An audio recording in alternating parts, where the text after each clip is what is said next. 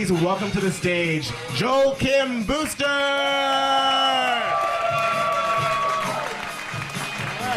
Keep it going for Jerry, everybody! What a guy. You really know how to pack the house. How's everybody doing tonight? Good?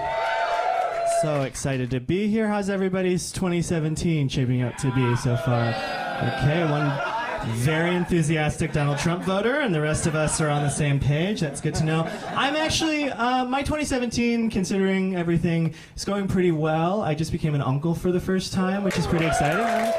Thank you so much. I had nothing to do with it. It was not my choice, but still pretty cool. I like being an uncle. Less cool. I have a very religious family, and a lot of people in my family are nervous about me being around the baby because I am gay, which is crazy to me because it's as though none of these people have seen any of the guys I fucked, because I can do so much better than a fucking baby. You know, like, I don't know where their head is at. My sister's baby wishes! She should be so lucky. It's a girl baby, too. It's like, come on, I've been out for 10 years. Like, try and get in the vicinity of what I like. Very far off on both counts. It's tough. It's been tough in this administration. I have sort of, I don't know, reached the final stage of grieving with the state of the world and the presidency. Like, just this morning, I sort of woke up and it was like, well, I guess what's the worst that could happen? You know, I could love conversion therapy, you know, like that. Maybe I'll love being straight. I don't know, you know? It is pretty nuts to me right now that our vice president does think if he shoots enough electricity into my body, I will become straight, like he's a witch, you know? It's pretty wild. And it's hard. My family is very religious, and they also voted for Donald Trump, which is tough. But, you know, they're from the South. Most of my family is from the South. My mom is a real Southern lady. She's one of these ladies who thinks that our generation, well, we just got too many participation trophies, and that's why we are the way we are, gay. That's what she pins that on. But sort of wildly on the flip side of that coin, my mom is also one of these women who's like, oh, no. You cannot take that Jefferson Davis statue down from my college campus, no ma'am. And it's like, but Mom, like, those statues are history's greatest participation trophies. You know, like, what? You know, we celebrate it. So it's wild. Okay. All right, some of you laughed a little too hard. We get it, you went to Harvard, all right? Some of us should play kickball, you know, like... It's not okay. It is crazy. My parents are very conservative because they're from the South, Southern Baptists, very evangelical people. They're so religious that they homeschooled me until I was 16 years old because they did not want me learning about sex or evolution. And as like a fun fringe benefit of that, now I don't know about states either, which is a lot of fun. Just never knowing where I am in the country, no practical knowledge in my head at all. I am a nationally ranked Bible quizzer, which is a thing, but I have never used a condom, you know, so it is like, it's like sort of a weird trade-off. Oh wow, some of you have tried it, that's cool. Here's a pro tip, Harvard nerds, try it without. Feels better for all parties involved. No, I'm kidding. I would never advocate for that. I love condoms. I'm wearing 2 right now. You know, like I never leave home without at least one on. Very tough for me. It's weird. So I'm adopted, hence why my mom sounded like Foghorn Leghorn. She is whiter than a fresh sheet of snow. And it's funny though, because they had 2 biological kids before they decided to have me. And my older brother recently just came out of the closet as well, which is like, ooh, it feels so good. You got a sense of humor. You punked him good, Jesus. It is really so funny to me because they truly rolled the dice. They gambled. They made one themselves. They got one off the rack, and they both turned out gay. You know, like, what are the odds? Like, I don't know what the scientific argument is there, but that feels like nurture, bitch. Okay, like, that feels like something you did. What was going on in that house? I've got to know. I did that joke recently in Arizona, which, by the way, is there anyone from Phoenix, Arizona, or Arizona in general here? I'm so sorry. Oh my God, it's a hellscape. Don't ever go there if you have a choice. I realize that attitude is why we lost the election, but I don't care. I would take 1,000 Trumps before I go back to Arizona. No, it was bad. I was doing comedy there, and this woman... Well, first of all, I have to say this. Normally, I don't say this part of the story, but I was in Phoenix, and I ordered a Greek salad, and they brought me a bowl that was half tzatziki and half feta cheese, and that was it. Is that normal? Is that an Arizona thing? Whoever wooed? He's too ashamed. They're too ashamed. They don't want to answer. I sent it back immediately because, of course, and the waitress, as she was taking this bowl of feta away, was like, "This happens a lot." It's like, well, stop selling salad with a spoon. It's very simple. But I did that joke about my brother at this comedy club, and this woman in the audience yelled out, "You wouldn't have been gay if you'd have been breastfed." And I was like, oh, my. I had no idea there was a scientist in the audience. Thank God you're here.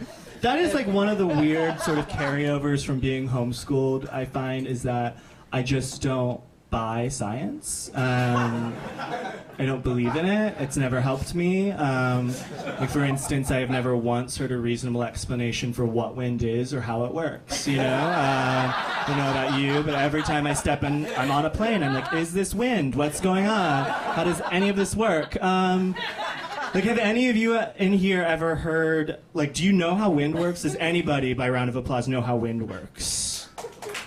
Oh, I forgot I'm playing to a Harvard crowd.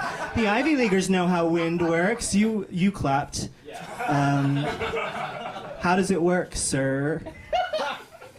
How I understand it works. Okay. Good caveat. Wow.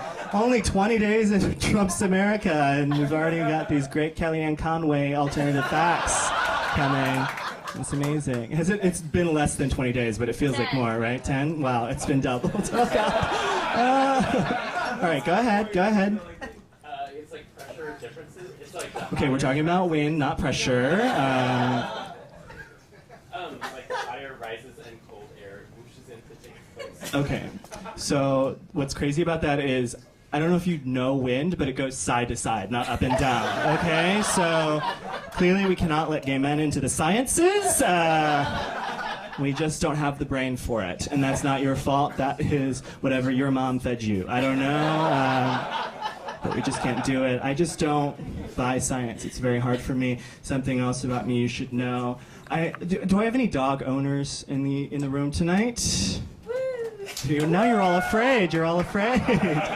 Okay, some dog owners. I have a very fraught relationship with dogs, mostly because my entire life people have asked me the same question over and over again. Table of Asians, say it with me. Do you eat dog? You got it. And that used to upset me and offend me because, like, I know, okay, well, Asians, we're done with you now. So it's back to me. No, I used to get offended and upset when people would ask me that question because, like, I know what game they're playing. I see the same face every day in the mirror, too. But now as an adult, I am sort of just like, yeah, I fucking would eat a dog. Why not? You know, like, some dog I've never even met before, why not? It doesn't bother me. Like, I eat all the other meats. Like, PETA has these ads around New York City right now where it's like a spectrum of animals, and it's got a dog on one side and a pig on the other, and it's like, why would you eat that pig but you won't eat that dog? And it's like, because I don't know that pig, you know? We've never met. Like, maybe things would change if we had. Like, I think that's the message of Charlotte's Web, actually, is that you can eat any old pig you want as long as it doesn't have an inner life, you know? And that's when things start to change. That's sort of the secondary message of Charlotte's Web, is a spider's life is worth less than a pig's, you know?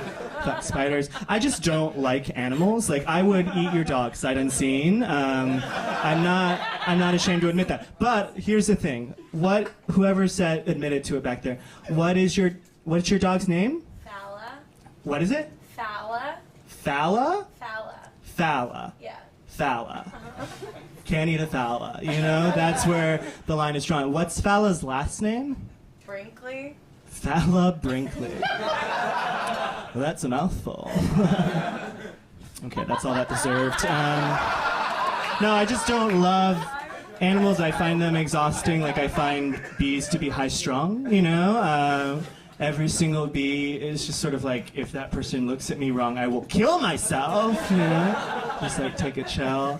My friend showed me this video recently. I was supposed to put like the fear of God into me about animal extinction, and the video is like, imagine the world outside your window. The world is just a pond outside your window, which is like a lot of work for a thought experiment. But I was like, okay, I'm there. And then it's like, in 1970, there were 100 storks in that pond, and now today there were only 40. And it's like, but that still seems like a lot of storks, you know? Like, I don't know where the problem comes in. It doesn't sound like an issue. It sounds like someone woke up one morning and said, I'm going to do something about the storks, you know? Like, it's just too many. It's an unseemly bird. Have you ever seen a stork? Like, I actually think we could get that number down to 3, you know? And I'd be happy with that. Coming up on the end here. Are there any straight men in the room tonight? Yes, exactly. Timid and ashamed. Timid and ashamed, as you should be. Here's the thing, like, I don't hate straight men. I just think there could be less of you, you know?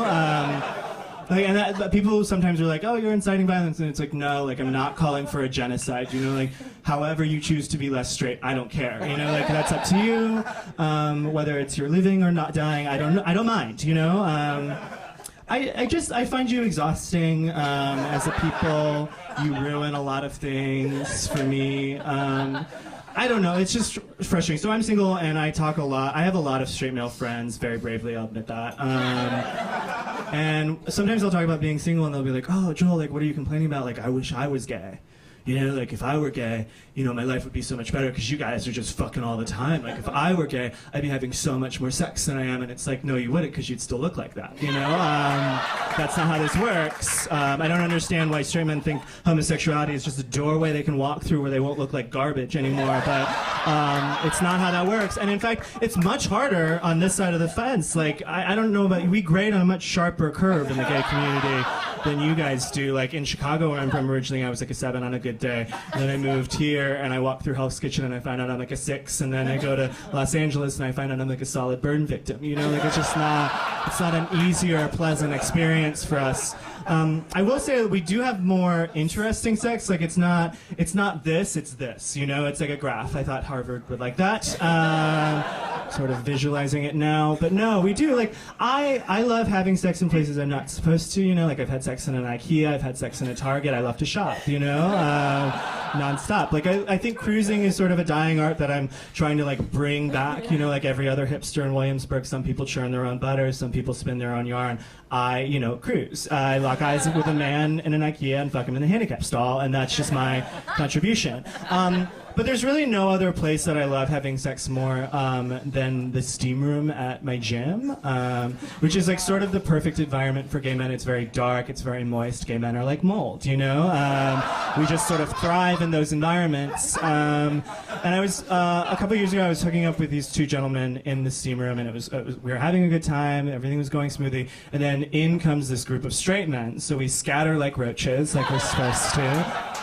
And the straight men, like, they come in and they sit down and they just start talking about, like, chicken and broccoli or, like, whatever you guys talk about. And there was a lull in the conversation, and the guy who was sort of, like, driving the ship of our hookup, the captain of our hookup, if you will, he looked at them and he was like, are you guys horny? And they were like, oh, no, oh, no. And then he was like, then you gotta go. And they did! Without another word, these men just up and, like, left, and that man bullied these men out of the steam room. And as I was, like, finishing him off, I was like, you should be president. You know, like, with this much gravitas. So what I guess I'm saying is look for him in 2020. All right, I'm Joel Kim Booster. Thank you so much. Have a great rest of your night.